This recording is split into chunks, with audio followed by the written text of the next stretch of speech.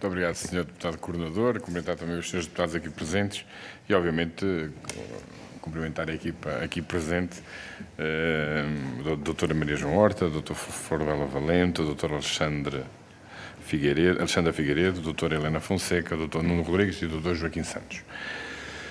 Bom, eu, antes de mais nada, começo por agradecer a exposição que nos foi aqui apresentada e até aproveitava para pedir ao Sr. Deputado Coordenador se seria possível solicitar os dados que nos foram aqui apresentados e partilhados, porque acho que temos aqui uma matéria bastante para poder estudar e aprofundar, se fosse possível. Bom, eu ia-me centrar no relatório do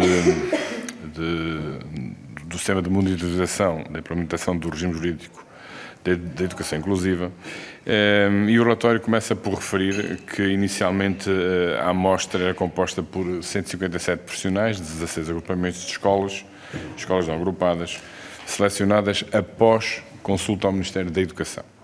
Menciona ainda também que na implementação do inquérito online obtiveram-se 97 respostas, portanto uma taxa de resposta de 62%, e depois, fruto das restrições decorrentes da Covid-19, foram limitados os acessos a alguns agrupamentos e as visitas às mesmas foram reduzidas de 16 para 9. Mas, de qualquer forma, foi garantida a representatividade de todas as regiões de Portugal continental.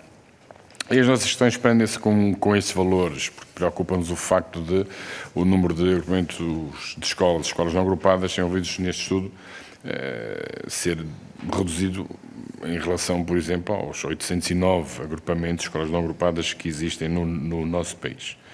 Portanto, e de que forma é que consideram que o número reduzido de respostas ao inquérito e visitas às escolas assegurou a representatividade das organizações escolares do país? Portanto, se consideram que as conclusões retiradas são, digamos, aplicadas, são extensíveis aos 809 agrupamentos de escolas não agrupadas. Pergunto também se não limitou as conclusões que tiraram.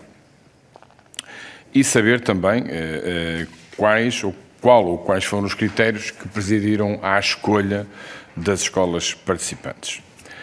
Depois, relativamente ao Standard 2, o relatório também revela que os decisores entendem que os agrupamentos de escolas não agrupadas, é que têm a competência para decidir sobre os recursos que necessitam e que o processo de atribuição desses recursos está claramente definido. Por outro lado, os inquiridos também concordam sobre quem é responsável pela alocação dos recursos, mas mostram-se menos positivos sobre a transparência do processo de atribuição e de adequação dos recursos. E, portanto, eu pergunto se consideram que os processos de alocação dos recursos são demasiado longos e afetados.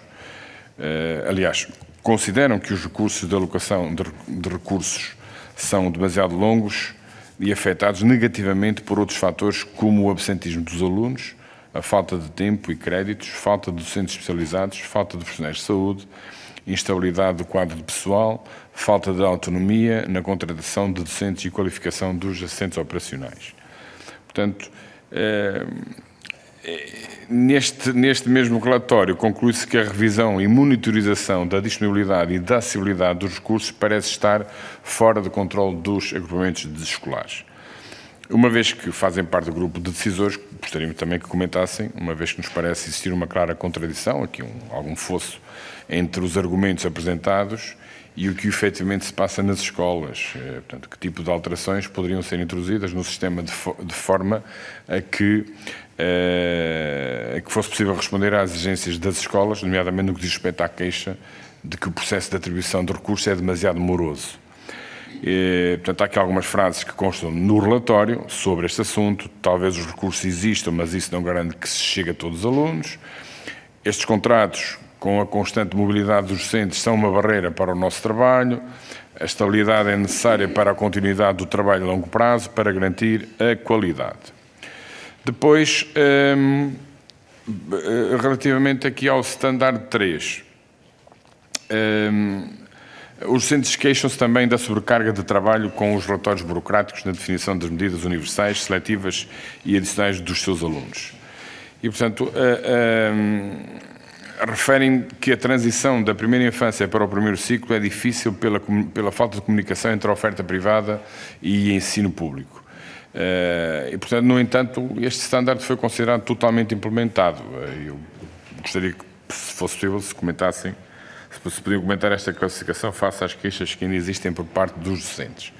E depois eu passaria aqui para concluir, e sabendo que o objetivo deste relatório não é medir resultados, mas sim identificar em que medida o Decreto-Lei 54 está a ser implementado, perguntamos se têm conhecimento de quais são os próximos passos. Ou seja, está prevista uma segunda monitorização, ou se, por outro lado, irá existir um sistema para aferir os resultados da implementação do Decreto-Lei, servindo este relatório para aferir quais as evoluções existentes nessa implementação desde a monitorização.